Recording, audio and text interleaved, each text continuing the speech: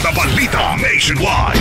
Sa kaugnay pa rin ang balita mga kabrigada, hanggang baywang ng baha naranasan sa Cebu dahil sa ilang oras na mga pag-ulan.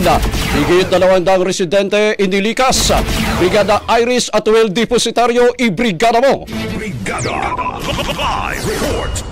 Nakaranas ng hanggang bewang na pagbaha ang ilang mga lugar sa Cebu dahil sa walang humpay na malalakas na pag-ulan kahapon. Iilan sa mga lugar na nakaranas ng higit sa 5 oras na pag-ulan na nagresulta sa mga pagbaha ay ang mga lungsod ng Mandawi, Cebu City, Lapu-Lapu, Talisay at bayan ng Minglanilla. Ang pag-ulan ay dala ng low pressure area na siyang naghatid rin ng malalakas na pag-ulan sa maraming mga lugar sa bansa. Dahil sa malakas na pagbaha, nasa 200 ang mga individual ang kasalukuyang nanunuluyan sa evacuation centers matapos itong ilikas bunsod ng malalakas na pagbaha sa Mandawi City. Ayon sa lokal na pamalaan ng lungsod, kasama sa mga lugar na binaha kahapon ay ang mga barangay Banilad, Barangay Luok, Barangay Subang Dako, Barangay Tipulo at Barangay Ibabaw Istansya. Nalaman na sa 5 mga barangay na binaha, ang Ibabaw Istansya ang labis na napektuhan kung saan umabot sa 36 na mga pamilya ang inilikas. Kadalasang dahilan ng pagbaha sa mga kalsada at mga kabahayan sa Cebu ay dahil sa drainage problem at pag-apaw ng mga ilog tulad na lamang sa Mahiga Creek. Kaya umaasa mga Cebuano na sa pagsimula ng panunungkulan ng mga bagong opisyal sa kani-kanilang lugar ay masolusyon na ang ilang dekadang problema sa baha. In the heart of changing lives, ito si Brigada Iris at Well Depositario ng